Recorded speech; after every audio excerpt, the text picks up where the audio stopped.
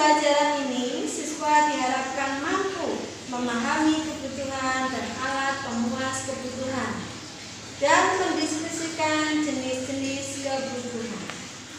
Sekarang kita membahas kebutuhan. Apa itu kebutuhan? Kebutuhan adalah segala sesuatu yang diperlukan manusia dalam rangka mempertahankan kelangsungan hidup guna mencapai taraf hidup sejahtera. Pada dasarnya, kebutuhan berkaitan langsung dengan kelangsungan hidup manusia.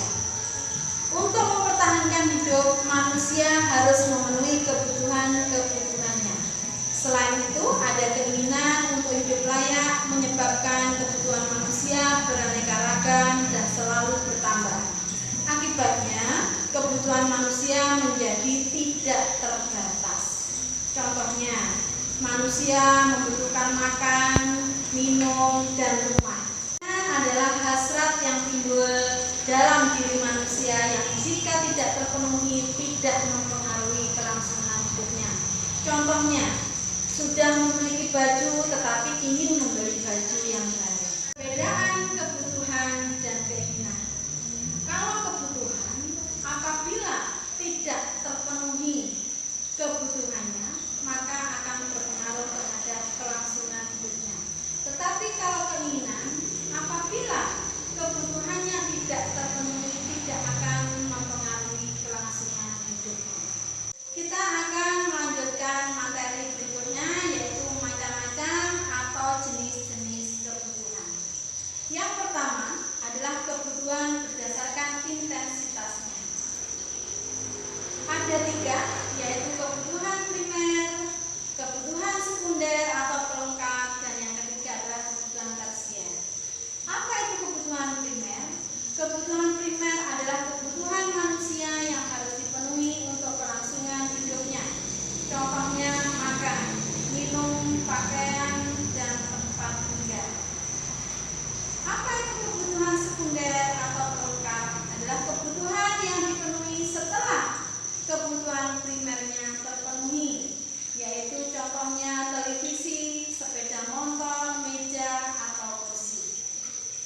Yang ketiga adalah kebutuhan tersier, adalah kebutuhan yang bersifat mewah.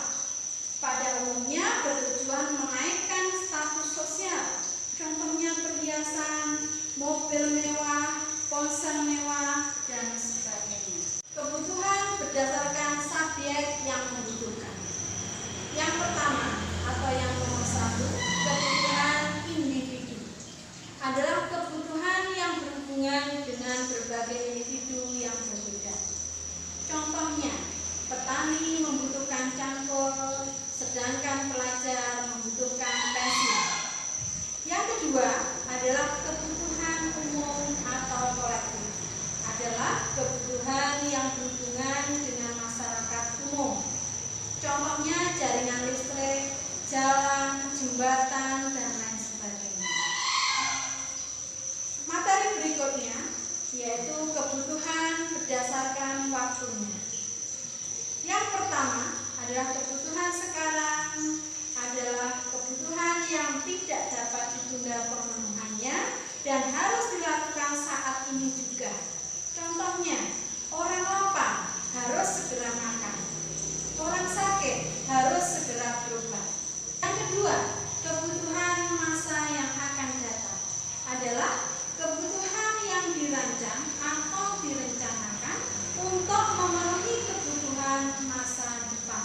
Contohnya, mengikuti asuransi pendidikan, menabung untuk hajian, dan lain sebagainya. Kebutuhan berdasarkan sifatnya. Yang pertama adalah kebutuhan jasmani, adalah kebutuhan yang berhubungan dengan tubuh atau fisik manusia. Contohnya, pakaian, makanan, dan minuman. Kalau sudah berhubungan dengan fisik, fisik itu adalah kelihatan atau nampak yang ada pada diri kita. Yang kedua adalah kebutuhan rohani, adalah kebutuhan yang berhubungan dengan kejiwaan atau hati seseorang. Contohnya beribadah, liburan, dan lain sebagainya.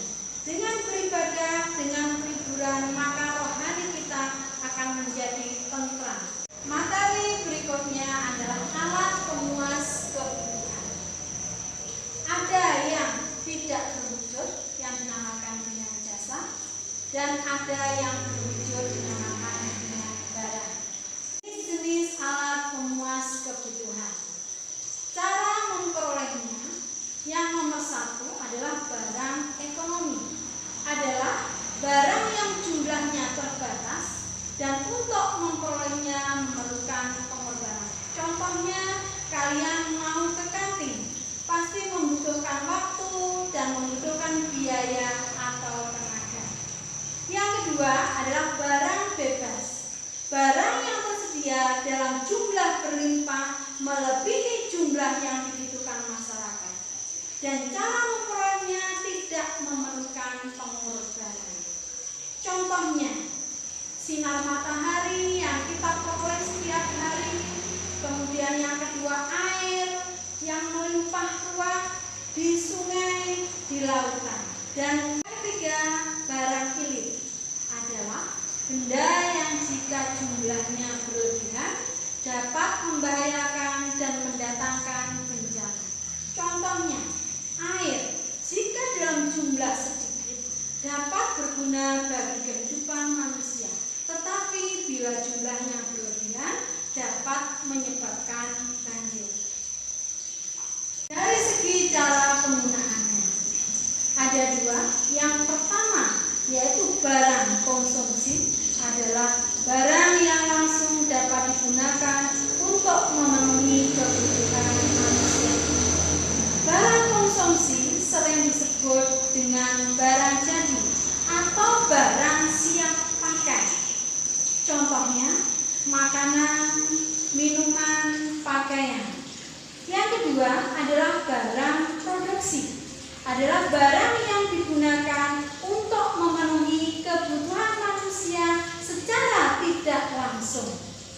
Barang produksi digunakan dalam proses produksi lanjutan untuk menghasilkan barang konsumsi atau barang modal lainnya. Contohnya, cangkul, mesin jahit, stetoskop, dan lain sebagainya. Dari segi hubungannya dengan barang lain, yaitu ada dua. Yang pertama, barang substitusi atau barang pengganti. Adalah barang yang dapat dipakai untuk menggantikan fungsi barang lainnya. Contohnya, singkong untuk menggantikan beras, kertas pembungkus untuk menggantikan daun pisang, dan lain sebagainya. Yang kedua adalah barang komplementer atau pelengkap. Adalah barang yang bersifat sebagai pelengkap bagi kegunaan barang lain. Contohnya, mobil dengan bensin, pulpen dengan tinta, kopi dengan gula, dan lain sebagainya. Materi berikutnya adalah dari segi proses pembuatannya. Ada dua, yaitu yang pertama barang mentah dan yang kedua adalah barang setengah jadi. Barang mentah adalah barang yang belum bisa digunakan tanpa pengolahan terlebih dahulu. Contohnya, biji besi, kapas, kayu, dan lain-lain. Yang kedua adalah barang setengah jadi. Adalah barang yang telah diproses pada tahap tertentu tetapi belum menjadi barang siap pakai. Contohnya, kain, tepung beras, dan lain-lain. Yang ketiga adalah barang jadi. Adalah barang yang telah diproses sehingga siap untuk digunakan. Contohnya, sepatu yang kita pakai, tas yang kita gunakan, pensil, dan lain-lain. Barang menurut kegunaannya.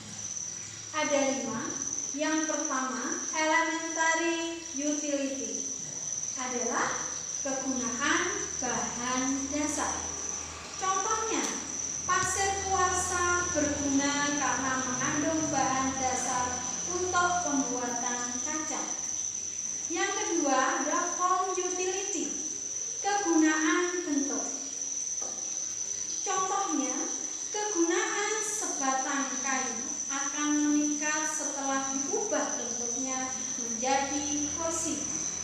Yang ketiga, time utility, kegunaan waktu.